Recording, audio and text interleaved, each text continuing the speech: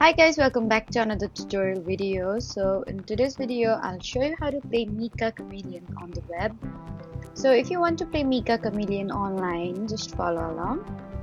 First, open your web browser and search for Meccha Chameleon. Next, open the official game page or platform where the game is available. And if you are playing the actual Meccha Chameleon game, it is mainly available through Steam, so you may need to download it there instead of playing directly in a browser. After opening the game, create or join a lobby. And once you enter a match, choose your role as either a hider or seeker.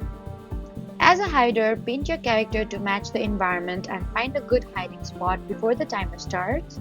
And as a seeker, search the map and look for players who do not blend in with the surroundings. Use the game controls to move around, interact, and complete your objective before the round ends. And if you're playing with your friends, you can join or create multiplayer room and invite other players as well. So that was how to play Meccha Chameleon on the web. Don't forget to like, comment, and subscribe for more helpful tutorials. Thank you for watching.